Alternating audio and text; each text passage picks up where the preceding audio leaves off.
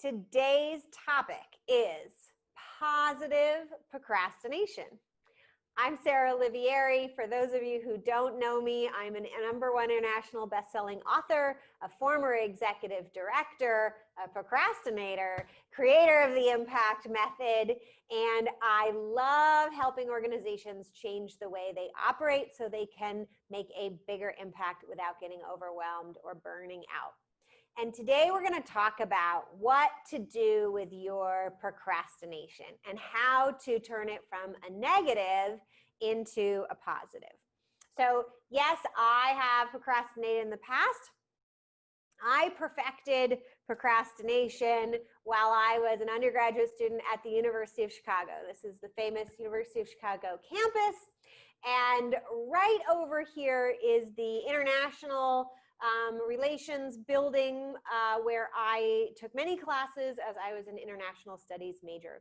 And during my years at school, first, I was so amazed. I wrote a paper the week that it was due.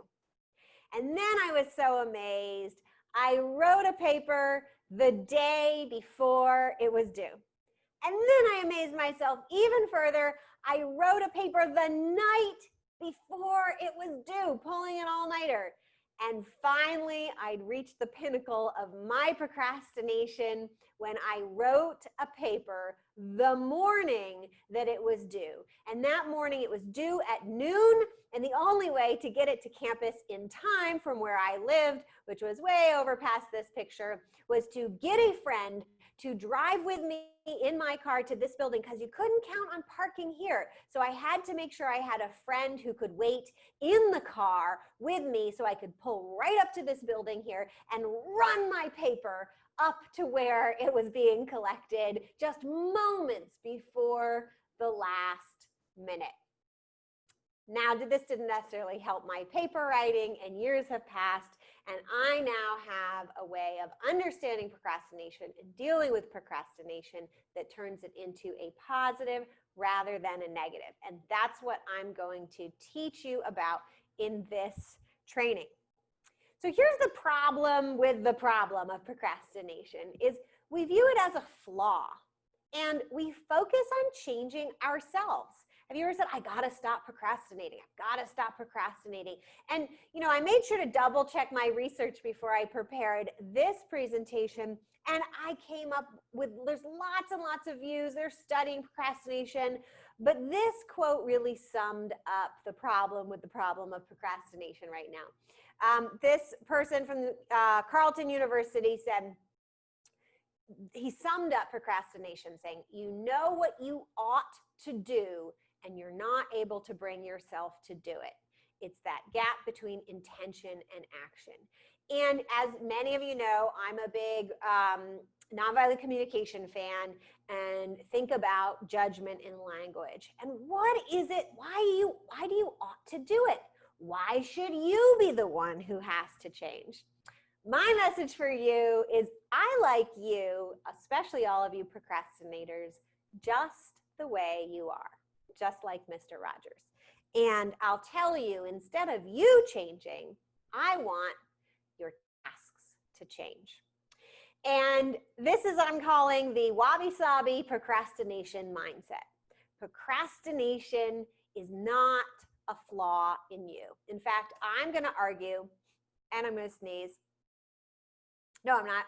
I'm going to argue that you should embrace your procrastination as your body or your mind telling you that something needs to change with what you're doing. It's not you that needs to change. It's what you're doing that needs to change. And there are 3 areas to help you break down and understand what might be going wrong with what you're choosing to do. So you are working in a way that doesn't account for how you personally respond to expectations. More on that in a bit.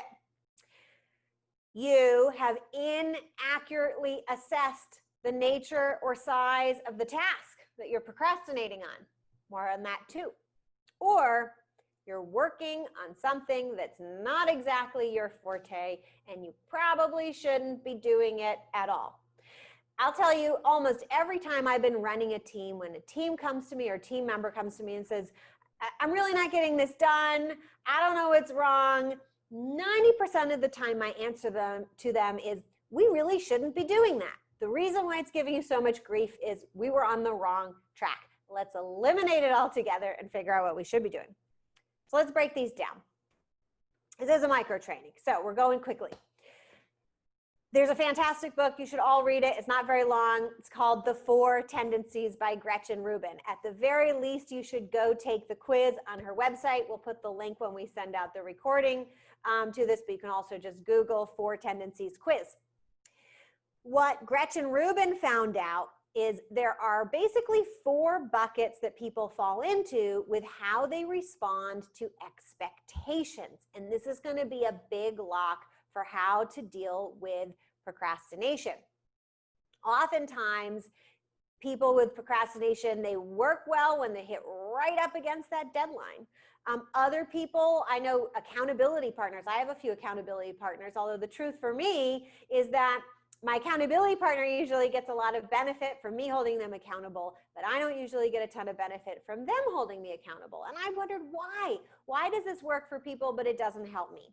Well, if you are an obliger, which means that you do what you have to do and you don't want to let others down, but it's okay to let yourself down. Obligers do really well with another person holding them accountable to the things they actually need to do for themselves. I happen to be, surprise, surprise, a questioner. So for me, I have to make sure that I have a really good justification for what I'm doing. And if it makes sense to me, then I'll actually do it. And there won't be a procrastination issue. So once you have an understanding that not everybody responds to expectations in the same way, but it's not that complicated, there are only 4 different ways that people tend to respond to expectations, you can know how to set yourself up to succeed even better and not make procrastination be one of the issues. Oftentimes, when there's procrastination, it's a sign that you are mismatched with how you're holding yourself or having someone else hold you to expectations. And Gretchen Rubin has a bunch of tips in this book for how to communicate or set up expectations for each of the different 4 tendencies. So the next thing is to break down the task that you're procrastinating on in writing and align your expectations. And usually it's one of 2 issues. The reason why you're procrastinating is because the project was way bigger than you realized. You're like, oh, this is a simple little thing, and really it's huge. And so you're scared and it's daunting. You don't need to change. The nature of the task needs to change. And when you realize how big it is, you might allow yourself more time, more resources, or get more people involved in getting it done. On the flip side, sometimes you might be overthinking it. The task actually might be easier, or you haven't really defined the definition of done, and done is super simple, and you were all worried and holding off because you were worried, and in fact, it could have been done very easily, and it would have been a big deal, and you probably would have had fun. Here's an example of overthinking it. Sometimes things need to be scheduled out and put on social media. Sounds big and complicated, but it's as simple as pulling up a calendar, drafting a note for each post for each day, and then making sure somebody else posts it. You don't have to think about fancy software. 1 post a day is not that hard. You can pre-schedule them, not a big deal. Here's an example of a project that's typically way bigger. As some of you know, I used to own a marketing agency and I have built many websites professionally. Lots of people think, oh, I'll just build my own website. No big deal. Well, I'll just show you quickly what a professional website launch checklist look like. This is not simple. This is a very, in fact, it's taking long to load on my screen here. This is a very long checklist, and a lot of these things encompass different specialties. So it means a whole team had to be involved with creating all these things to check them off. So you thought it was a simple thing, but really it's a very large, complicated thing. Now, the third thing is Is procrastination telling you that you're doing something that you really just shouldn't be doing because it's not your forte? I have a tool. Some of you here have used it. If you go to pivotground.com/accountability, you can download the tool with some instructions. But this is a simple tool for delegating, systematizing, and automating the things you're doing by prioritizing what is in your zone of genius, those things that energize you and you can do more of. I don't know anybody who procrastinates on their zone of genius. Sometimes we tell ourselves, oh, the thing I love doing, it can't be good for us to spend time doing that. Well, get that self-talk out of your head. You want to be doing the things that are in your zone of genius. Then there are the things that you can do. They don't energize you. They kind of drain you. You're fine at them. Maybe you're great at them, but they don't energize you. You want to get rid of those to the greatest extent possible. And then there are the things that are not exactly your forte. You're either bad at them, or if you're good at them, but they really, really drain you, get those babies off your plate. Trash them, delegate them. I don't care what you do with them. Don't do them. Do not do them yourself. And if you have to do them, figure out a way to break them into their itty bitty pieces and try to get rid of the things that are the hardest for you. So here's kind of the cheat sheet to when it comes to not doing things that are your forte, aren't your forte. You could delegate it, right? Just straight up delegate it. That's kind of the easy, obvious solution. But oftentimes we're stuck, especially if you're a leader, and I know there are some nonprofit leaders watching this because you're my people, that you can't delegate the whole thing. But what you can do is really think about it. Go through step by step. Which is the piece that's really tripping you up? Or maybe there's a couple pieces, and find what that piece is and delegate that piece, and then you can do the rest. Here's an example from these very micro trainings that I do on YouTube. I used to have a hard time putting the slides together. And then I realized that it was the specific part that was tripping me up was creating the very first slide.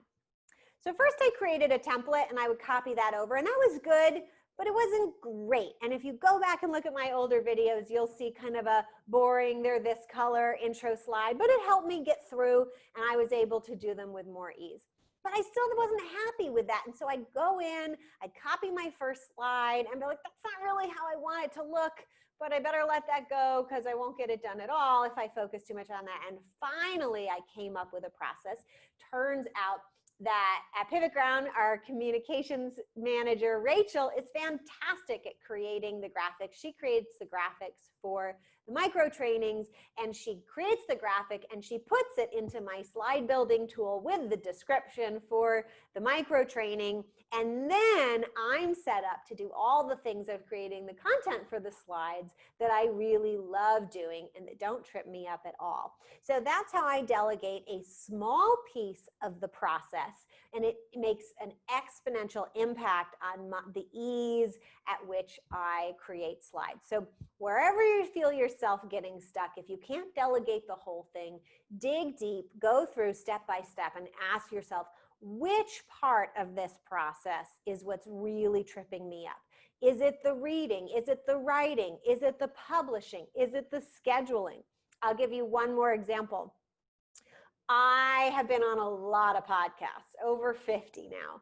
And what I realized is get me to apply for a podcast and I feel nervous and it's myself and I'm like, I don't know what I'm going to say, but just put that podcast on my schedule and tell me to show up on the call, and I have a great time and I love doing them. So I delegate out the part of the process where I have to apply for the podcast and get it scheduled on my calendar, and I just do the part that doesn't bother me at all, that's very much in my zone of genius and that I never procrastinate on because it's all stuff that I just love doing. It's the fun stuff.